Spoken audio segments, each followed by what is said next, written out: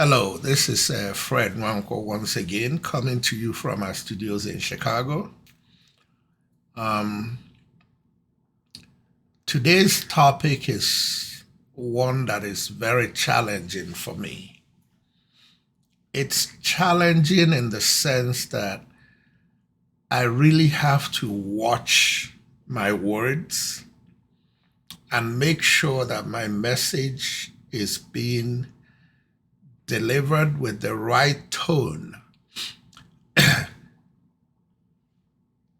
Parts of what I'm going to say on first hearing may sound that it's addressing tribal issues, but it's not. It's addressing tribal issues in a way that they should bring us together as different tribes of Nigeria.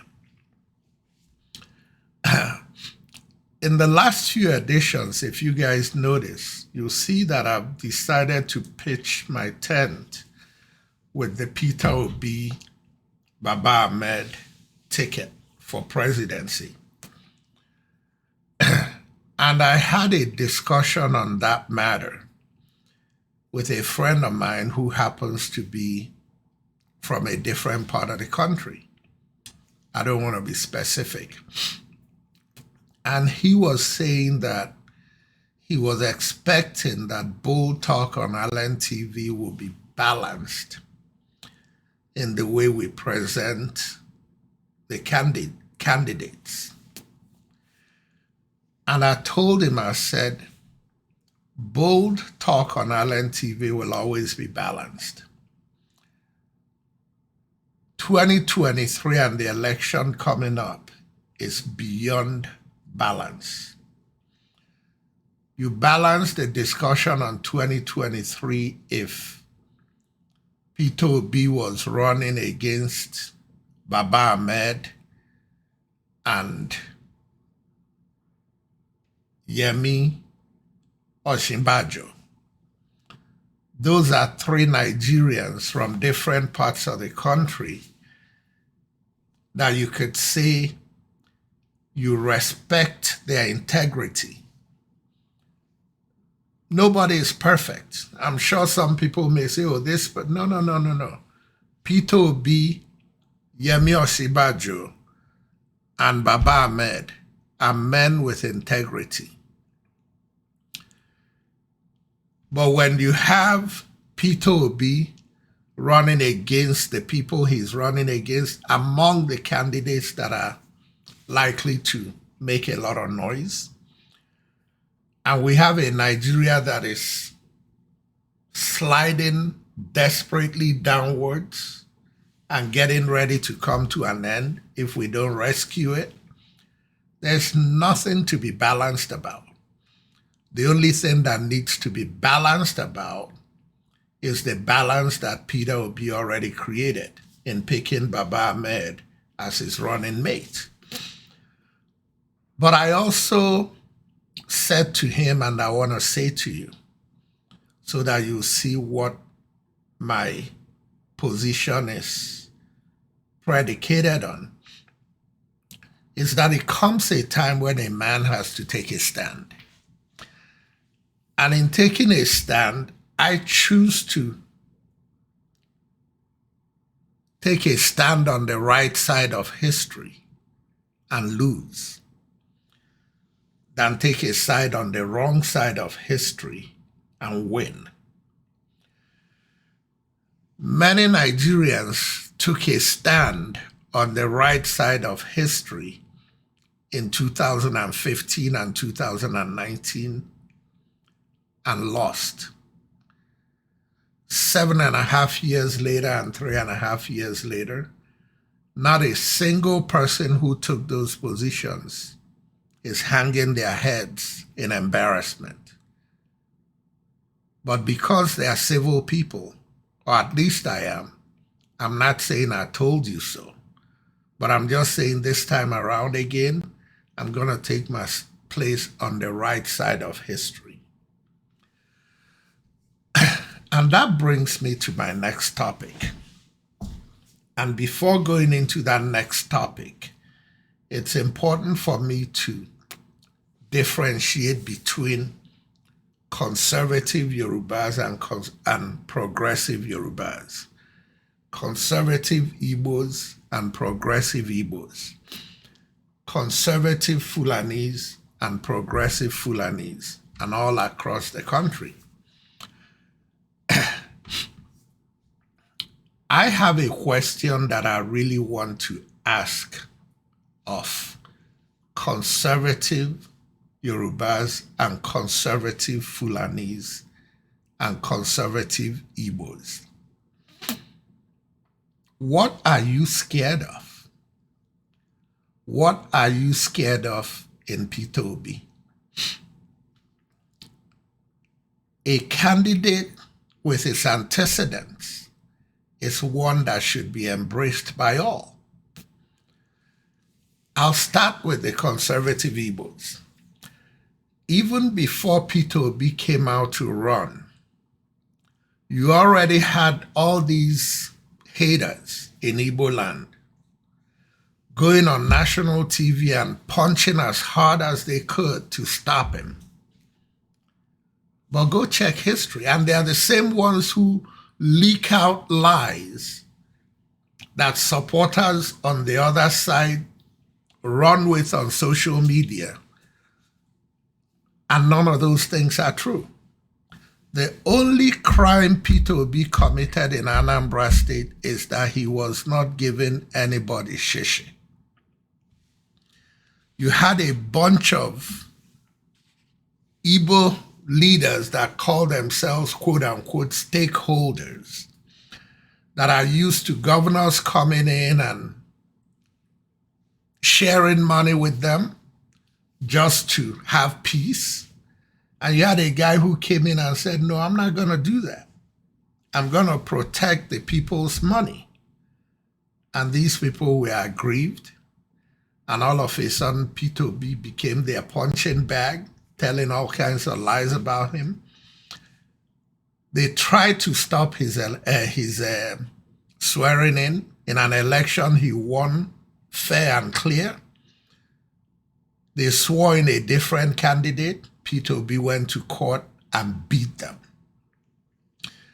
6 months into his administration, they impeached him. He went to court and he beat them. 8 years later, he left. They're happy he left, and they thought he was finished. Now they could roam the land and make all the decisions and share the people's money. And now he's running for president and getting popular, and they're trying to stop him even before he got started. But you're not going to stop him. The Obi movement is unstoppable. And the beauty of the Obi movement, for those of you who didn't notice, is that his popularity did not come from him buying delegates and he did not spend shishi. His popularity came from the youth that have been deprived, the youth that are hungry to take over their country, and a youth movement that believes that this man is an honest man we trust is going to give our country to us. It is their country. I'm 64 years old. Our time has passed. It's time to let the youth move our country forward. And it's time for us to sit back as elder statesmen and advise the youth and help them out where they seek help. Elder statesmen, something that we should be preaching to some people that want to be president. But that's a matter for a different day.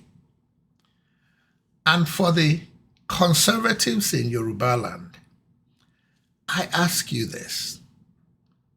What makes Peter Obi not appealing to you, except that he's not one of us? What are we scared of in a candidate that happens to be born in the Southeast? The war ended 52 years ago.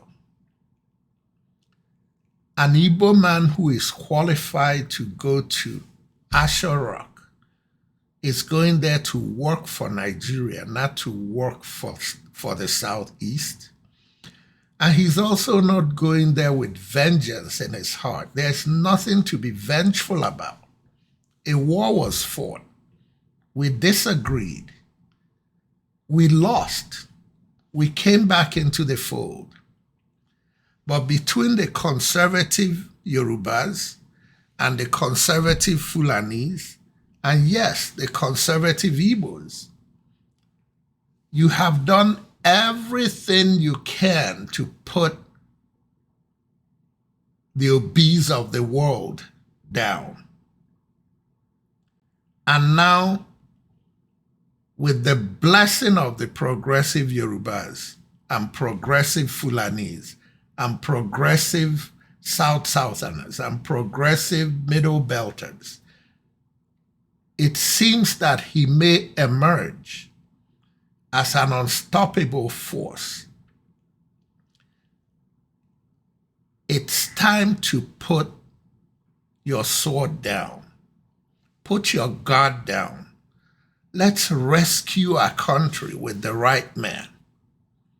The reality is that whether you like it or not, as long as progressive Yorubas are behind Peter Obi, you can't stop him.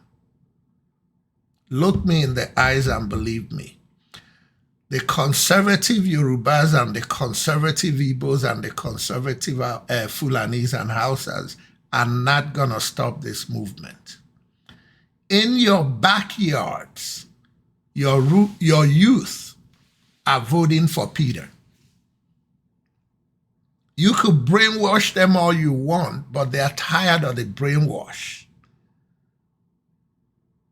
They went to Lekki Tollgate and were massacred.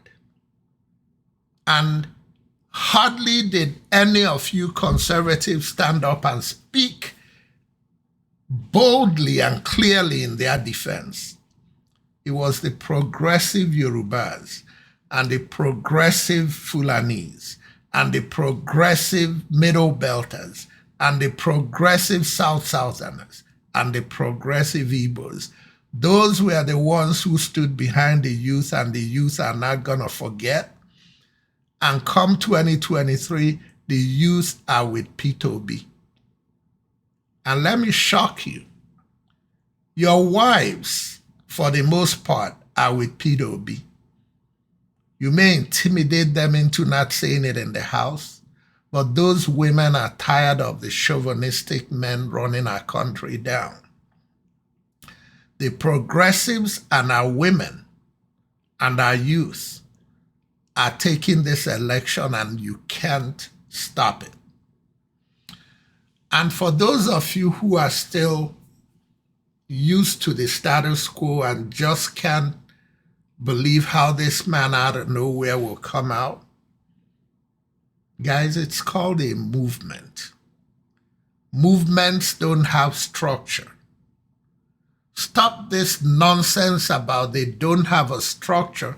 They don't have a structure. They are fielding 80% candidates for legislative seats across the country, including Lagos. They are fielding 85% candidates, maybe I'm flipping the numbers, in the gubernatorial races across the country. The places where they did not field candidates was because it was too soon after Peter Obi joined the Labour Party. We're having a change of guards, guys. Enough is enough. And I say this to my progressive Yorubas. Southwestern Nigeria is up for the grabs. It's up for grabs. And this time around, thugs are not going to stop people from voting. If we vote in a free and fair election and they win, we doff our hats to them. But there's no way they can win in a free and fair election in Western Nigeria. They cannot do it. Not in the land that Baba Awolowo built. Baba Awolowo was a man of integrity. It's time to reclaim the integrity of Yoruba politics. You cannot be held hostage for this long and not organized to take your region back. I've been looking at the candidates running in Lagos, declared and undeclared. Every one of those candidates in all those different parties are solid candidates with solid deputy gubernatorial candidates. We got to go out and campaign hard. It's time to take Lagos back. And on the note of Lagos, let me say this clearly. Lagos belongs to Yorubas. Any non-Yoruba person in Lagos that says otherwise has a knot loose in their head. But it's just that what we are rooting for in 2023 are candidates in Lagos who we know that if they emerge as the new governor of Lagos State, that they are going to build a fair, equitable, and kinder, gentler Lagos where everybody belongs. And for the non-indigens in Lagos, I say, we want to belong, but we have to let the indigens run the traditional institutions of their land without interference. Lagos people are beautiful people. Across the board, in all 6 states, Yoruba people are one of the most welcoming people that I've ever known in Nigeria. And I say this, let's stop fighting the fights of the rich. While the rich that are making us fight are whining and dining among themselves, not just in Nigeria, but when they go to London. Eja mama barawaja. We are each other's keeper. I am one of you, and I'm talking to you as a Nigerian, not as an Igbo person. And I'm appealing to you in Western Nigeria to give the Obi Ahmed ticket a chance. And it's something you are not going to regret, because you can only have an Obi Ahmed at the top of the ticket, but the ticket is wide open. It's going to be a rainbow coalition of Nigerians, Yorubas and Igbos and Fulanis and Hausas and Edos and Ijos and Urobos and Ibibios and Efiks working together and loving each other and building a country we can all be proud of. I was told, why am I not balanced in my commentary? Balanced for what? As a matter of fact, I don't mind being balanced. But when I get balanced, I'm going to be criticized, because what I'm doing is bringing out the positive things in Peter Obi. And I challenge you to correct me and bring out the negatives that you find. When I decide to balance it, then I'll be bringing out all the things that are embarrassing about the candidate you think I'm not supporting. I'm not supporting him out of respect. I'm not discussing him out of respect. Because if I do, there's a lot of garbage that I don't want to dig up. It's up to you to go dig it up. But why would you want somebody like that to be our president? We've seen the last 7.5 years, a president that spends more time in the hospital in Europe Pardon me, we all get old. And I'm not mocking his illness. But I'm saying if I'm not well, I'm not going to be running for president. And I'm not going to be running for governor. It's a disservice to my people. Why would you want to campaign and dump on Nigeria somebody that's not going to be capable of doing the job? All in the interest of tribe? Tribe my foot. I'm an Igbo man, but to hell with tribe. And I say, Yoruba man, you should be more objective if you're conservative and fighting. This is not time for Tiwa. This is time for Nigeria. If Nigeria progresses, Gbogbo Alama benefit. It's time to stop this craze. Our youth are hurting. We have to listen to our youth. A society that does not listen to their youth is doomed to perish. It's time to give our country back to our youth. And the quickest road to give our country back to our youth is through P2B and Baba Ahmed. It's clear and simple. I'm not against any candidate. I'm for the right candidate. Nigeria cannot afford another 4, let alone 8 years of mediocrity. Our country is gonna cease to exist.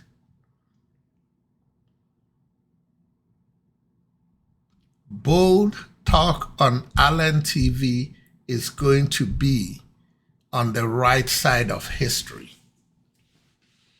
It comes a time when we need to take a stand.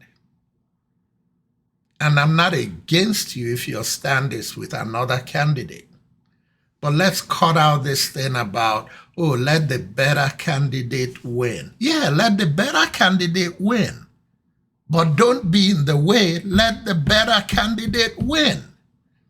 That's an indirect way of saying, Obi is okay, but what? Can we look at antecedents? Can we look at which of the candidates you can say has run his life with people trusting him with public funds, and which ones have run their lives with public funds sometimes being used as private property? Look at unemployment. Look at our roads. Look at our hospitals. Look at our schools. Which candidate do we trust will do an honest day's job for 4 or 8 years, nonstop, to put all these things in order? Folks, if being candid and being bold is considered weakness, I take pride in being weak. Nigeria needs a new direction. The beauty of what we are going through now, which is why the progressive movement in the Southwest is growing, is that finally the rest of the country is starting to experience what the Southeast has been experiencing since 1966. The pogrom came and went. We dealt with it. The war came, we were defeated. We came back into the country as defeated people, and we have rebuilt. Given the opportunity, we can rebuild Nigeria together. Mistakes have been made. Wrong sides have been taken, but who cares? We all make mistakes. It's time to get together as progressive people. work together as progressive people, east, west, north, and south. It doesn't matter. The P2B Baba Ahmed administration is going to be a rainbow coalition of Nigerians from all across Nigeria, including the conservatives that have been holding us down. Because in a progressive administration, they have no way of implementing their regressive conservative policies that have dragged us down. And we need to bring them in so that we could wash their biases away and make them part of moving the country forward. The progressive movement in Nigeria is an all-inclusive movement. It's not the private club that the conservative movement has been. And each time you bring it up, they invoke the names of our legends. Oh, we're doing it because, no, you're doing it for your selfish interests. What's going on in the politics of Western Nigeria today is not what Papa Awolowo envisioned. What's going on with the conservative politics of Southeastern Nigeria is not what Nnamdi Azikiwe and Odimegwu Ojukwu envisioned. What's going on in the conservative Fulani regions of Nigeria is not even what I think Ahmadu Bello envisioned. Ahmadu Bello's vision was that his people were educationally backward, and he wanted an opportunity for them to catch up. I don't think his vision was to go out massacring people all across Nigeria because you want to Islamize Nigeria. Progressive Fulanis and Hausas and the rest of the Northerners do not want to Islamize Nigeria. Democracy is a place where people should have the choice and the freedom to support whoever they like. It should be a game where the best candidate should win. We have a Nigeria we need to fight for. We have a movement that has started. This movement is unstoppable. And the only thing that can stop it is that we don't go out and get our PVCs and we don't go out and vote. If they bring money, take their money, put it in the bank. Vote your conscience. I'm not here to tell you who to vote, but I just want you to look at the antecedents of who the candidates are. Look for your position in Nigeria. Do you have a job? Are you able to feed your family? Are you able to walk around without fear of what will happen before you get home? Do you feel secure? Are you at embassies every day looking for a visa to get the hell out because nothing is working?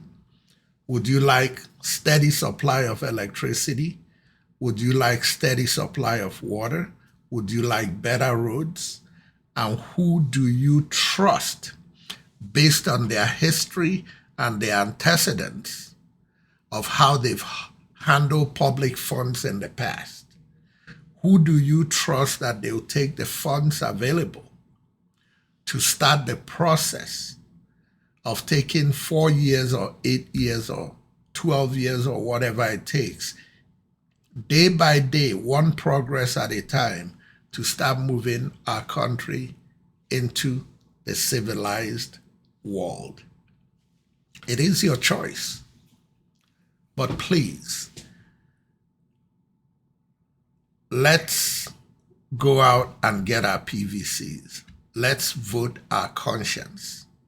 Nigeria, once again, is worth fighting for.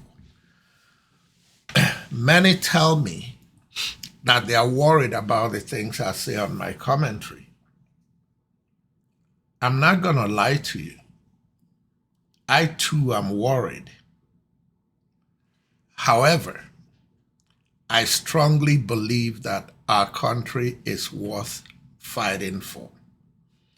If the legacy that I leave my children and my grandchildren is that I said the truth about trying to make our country a better place, I've done my job. I'd rather be on the right side and lose than be on the wrong side and win. It comes a time when a man has to take a stand. I've taken my stand. I stand with the P2B, Baba Ahmed presidential movement, and by God's grace, in February 2023, Nigeria will start the process of rebuilding our country. My prayer every day lately is may we all live to see the glory days of Nigeria again. Thank you very much. Once again, this is Fred Nwankwo coming to you from our studios in Chicago. Until next time, good night.